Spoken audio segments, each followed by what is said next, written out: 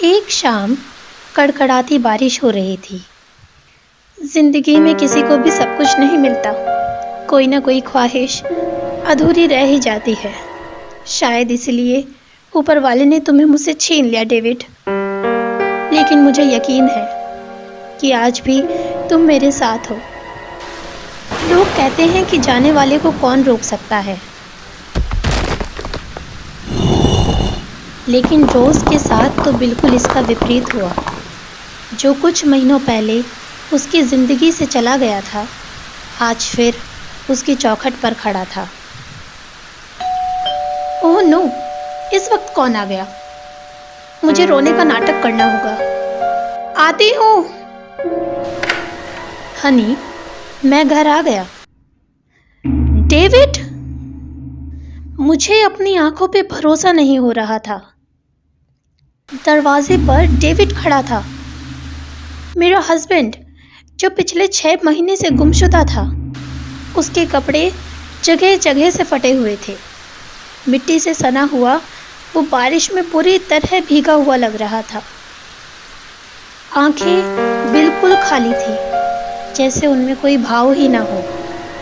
लेकिन उसकी वही आंखों का गहरा नीला रंग, वही नटखट सी मुस्कुराहट और वही भूरे बाल। डेविड, तो तुम वापस? लेकिन कैसे? मेरा मतलब इतने दिन तुम कहाँ थे? मुझे अंदर नहीं बुलाओगी अपने घर में? उसका प्रश्न मुझे थोड़ा अटपटा लगा। मेरा घर? कैसी बातें कर रहे हो? ये तो हम दोनों का ही घर है ना। शादी के बाद से हम यहीं पर रहते आए हैं, याद नहीं तुम्हें? उसने कुछ नहीं बोला और दरवाजे से अंदर आ गया। इसे कैसे पता चला कि मैंने घर अपने नाम करवा लिया है? मेरा सारा सर सवालों से घिरा हुआ था। जो आदमी मेरी आंखों के सामने था, वो दिखने में हूबहू डेविड जैसा था। लेकिन फिर भी न जाने क्यों मुझे वो किसी अजनबी की तरह ही लग रहा था। तुम अब तक कहाँ थे डेविड? 6 महीने कहाँ थे तुम? मेरे प्रश्न का उसने कोई उत्तर नहीं दिया। वो तो हमारी शादी की तस्वीर को घूरे जा रहा था। डेविड! मुझे कुछ भी याद नहीं है। पिछले 6 महीने में मेरे साथ क्या हुआ, मुझे कुछ भी याद नहीं है। लेकिन तुम्हारे कपड़े इतने मटमैले क्यों हैं? तुम कहाँ से आ रहे हो? मैंने कहा ना, मुझे कुछ भी याद नहीं है। उफ! क्या बात है रोज, तुम मेरे वापस आने से खुश नहीं हो? तुम ऐसा क्यों बोल रहे हो? अच्छा चलो छोड़ो इन बातों को। बहुत रात हो गई है, डिनर करके सो जाते हैं। मुझे भूख नहीं है। लेकिन मुझे अपने सवाल का जवाब मिल गया। तुम मेरे वापस आने से खुश नहीं हो। आधी रात को बिस्तर में मेरे बगल में डेविड था, लेकिन वो मेरे चेहरे के बिल्कुल नजदीक था। डेविड, तुम मुझे ऐसे क्यों घूर रहे हो? यूं ही। इतने वक्त से तुम्हें देखा नहीं था, तुम्हारे चेहरे के नक्शे को दोबारा से याद कर रहा था। कहीं किसी दिन बिगड़ गया तो? अगले दिन सुबह लगभग पूरा मोहल्ला ही डेविड से मिलने हमारे घर आया हुआ था। सबको उसके लौट आने की खुशी थी। इस पोश इलाके में किसी के गुमशुदा होने की वारदात आज तक नहीं हुई थी, इसलिए डेविड के लापता होने की खबर ने सबको झंझोर कर रख दिया था। और आज वो फिर से हमारे बीच लौट आया था, बिना किसी याददाश्त के। लेकिन मेरा मन नहीं मान रहा था। ये सिर्फ दिखने में डेविड जैसा है, इसके हाव भाव पूरी तरह बदल गए हैं। और तभी मैंने एक और अजीब बात गौर की। डेविड ने व्हाइट की जगह रेड वाइन ली है, जबकि उसे वो बिल्कुल पसंद नहीं। वो तो रेड वाइन की तरफ देखता भी नहीं था। फिर आज कैसे? रोज डार्लिंग, इधर आओ ना। वहां अकेली क्यों खड़ी हो? हम सब यही बात कर रहे थे कि ईश्वर ने हमारी प्रेयर्स सुन ली। देखो, तुम्हारा हस्बैंड वापस आ गया। जी बिल्कुल मिसेस डिसूजा, आप सबका थैंक यू। इस मुश्किल घड़ी में आप लोगों ने मेरा कितना साथ दिया।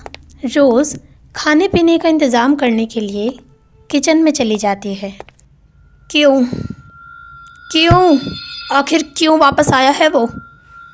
मैंने उसे ख़त्म कर दिया था, उसे अपनी ज़िंदगी से निकाल दिया था, लेकिन वो फिर मेरे पीछे पीछे आ गया। तभी रोज़ को लगा कि बाहर से किसी ने उसको पुकारा। रोज़ किचन से निकलकर बाहर हॉल में चली जाती है और डेविड को घूरने लगती है। मैंने तो इसका वजूद ही ख़त्म कर दिया था, ये फिर भी वापस कैसे आया? मुझे कैसे भी करके इस बात का पता लगाना होगा। इस बार मैं तुम्हें भी अपने साथ ले जाऊंगा रोज़, तुम्हारे बिना मैं कहीं नहीं जा रहा। अगली सुबह मुझे डेविड पर कड़ी नज़र रखनी चाहिए। आखिर ये मुझसे चाहता क्या है? किसके ख्यालों में खोई हो डार्लिंग? डेविड, तुमने तो मुझे डरा ही दिया था। अरे, इतने प्यार करने वाले पति से डर गई तुम? लेकिन जैसे ही मैंने शीशे में झांक कर देखा, क्या हुआ जान? कुछ नहीं। हे भगवान, इसका मतलब ये डेविड की आत्मा है। रोज़, तुम तो खामखा डर गई। आओ देखो, मैंने तुम्हारे लिए एक सरप्राइज प्लान किया है। बहुत अच्छी खुशबू आ रही है। कैसा लग रहा है? चक्कर देखना। हाँ, खाती हूँ। लेकिन तुम्हें तो बिल्कुल खाना बनाना नहीं आता। अपनी इतनी प्यारी बीवी के लिए मैं खाना बनाना भी नहीं सीख सकता क्या? ओह नो, ज़मीन पर जहर की शीशी पड़ी है। क्या हुआ डार्लिंग, तुमने अभी तक खाया नहीं? इसमें जहर मिला है। डेविड मुझे मारने की कोशिश कर रहा है। तभी दरवाजे की घंटी बजती है। मैं देखता हूँ, तुम अपना खाना ख़त्म करो। तो जान, तुमने अपना सूप ख़त्म कर लिया? हाँ, बहुत ही स्वादिष्ट बना था। बाहर कौन आया था डेविड? कोई अनजान औरत थी। मैंने उसको बोल दिया कि हमें डिस्टर्ब ना करे। इतने दिन बाद तुम मिली हो, मैं एक भी पल यूं ही ज़ाया नहीं होने देना चाहता। क्यों ना हम बाहर टहल कर आएं? क्या बात है, बिल्कुल, मैं अभी कपड़े बदल कर आता हूँ। वैसे भी मुझे बचा कुचा हर पल तुम्हारे साथ बिताना है। बचा कुचा? तुम कहाँ जा रहे हो? मैंने कब कहा कि मैं जा रहा हूँ? इसकी बातें मेरी समझ के परे होती जा रही हैं। किसी भी हालत में मुझे आज इसे ख़त्म करना होगा। ये कैसी आवाज़ है? हाँ,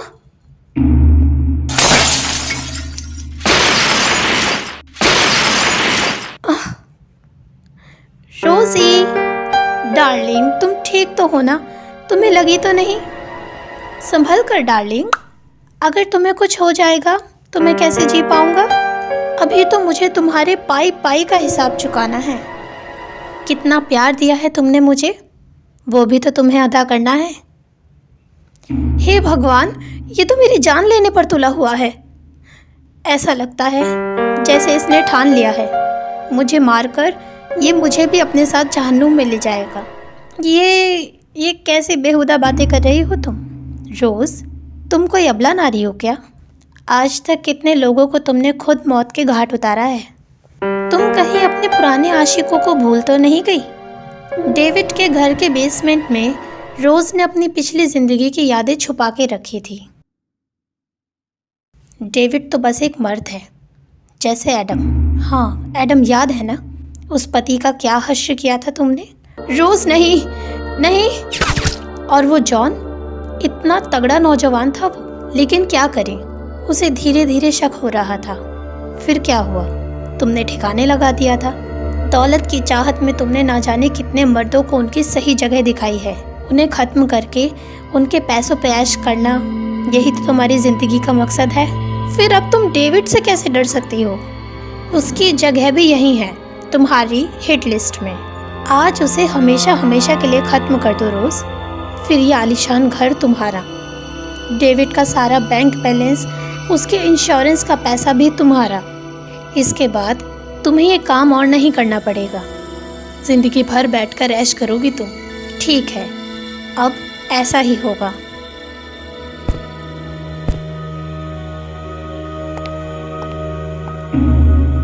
हाँ, मार दिया मैंने उसे, एक बार और मार दिया। तुम मुझे मारने की कोशिश कर रहे थे? क्या बात है मेरी जान, बहुत खुश लग रही हो।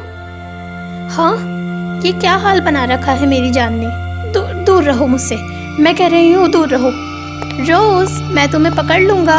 रोज डार्लिंग, कहाँ जा रही हो? रोज डार्लिंग, चलो अच्छा है, कुछ देर के लिए इसकी हरकतों से छुटकारा तो मिलेगा।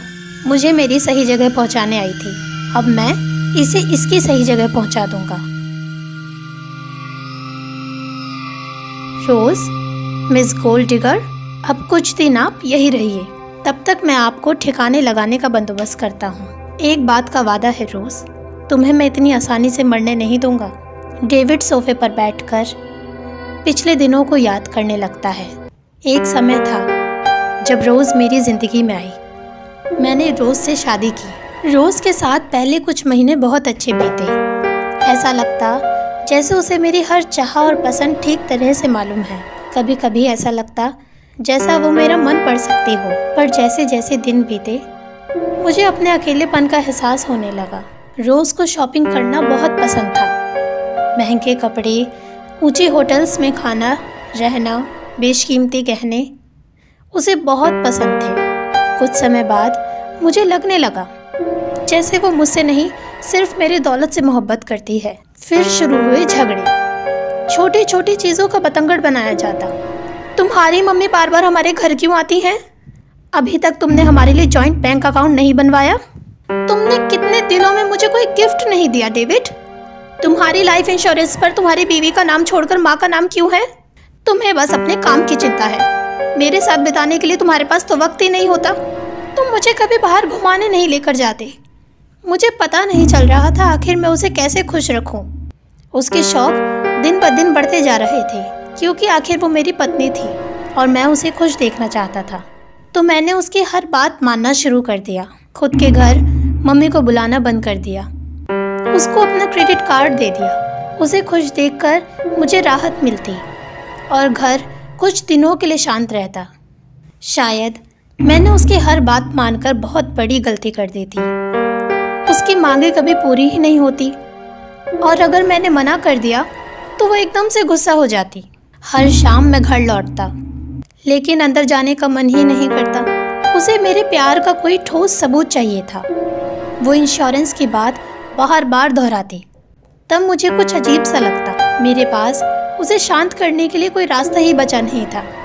मैं उसे खुश देखना चाहता था और अपनी ज़िंदगी में थोड़ी शांति चाहता था। मैंने उसकी बात मान ली और आखिर मैंने अपनी इंश्योरेंस पॉलिसी भी बदल दी। उसके बाद कुछ दिन सचमुच शांत और आनंदमय थे। रोज़ का मूड हमेशा अच्छा रहता। वो हंसती, गाती, गुनगुनाती। हमारे बीच अब झगड़े मानो बंद ही हो गए थे। मुझे लगा चलो अच्छा है, अब कोई परेशानी नहीं होगी। रोज़ फाइनली खुश है और मैं कुछ महीनों में सही था। मैंने आखिरकार वो चीज़ दे दी थी जिसका रोज़ को बेसब्री से इंतज़ार था, क्योंकि एक सुबह जब मेरी आँख खुली। मौत मुबारक हो डेविड ब्रिगेंजा। मैं कहाँ हूँ? वैसे तो तुम्हारा शरीर ज़मीन के 6 फुट नीचे है, लेकिन फिलहाल तुम जिंदगी और मौत के बीच की दुनिया में हो। हूँ? क्या चल रहा है ये सब? तुम कौन हो? डेविड ब्रिगेंजा, आप मर चुके हैं। ये कोई सपना तो नहीं? मुझे कुछ महसूस क्यों नहीं हो रहा? नहीं, ये नहीं हो सकता। अभी अभी तो सब कुछ ठीक होने लगा था। अभी अभी तो मेरी बीवी मुझसे खुश हुई थी। तुम्हारी बीवी और खुश? वो भी तुमसे? तुम्हारे पैसे के लिए, जमीन जायदाद के लिए माँ से तुमको दूर कर दिया और अब वो तुम्हारी जान। नहीं, मैं पागल था जो उसकी बातों में फंसता चला गया। प्लीज़ मुझे वापस भेज दो। मैं अपनी सारी गलतियाँ सुधार लूँगा और उस औरत से अपने खून का बदला भी लेकर रहूँगा। प्लीज़ मान जाइए। ठीक है। अब अपनी मौत का बदला लेने का समय हो गया है। डेविड ने देखा रोज़ भाग रही है। बचाओ, डेविड मुझे मार देगा। रोज़ तुम भाग नहीं सकती। रोज़, मैं अब तुम्हें भी अपने साथ ले जाऊंगा। कल सुबह मेरी कब्र के बराबर में तुम्हारी कब्र होगी। नहीं नहीं डेविड, मुझे माफ़ कर दो।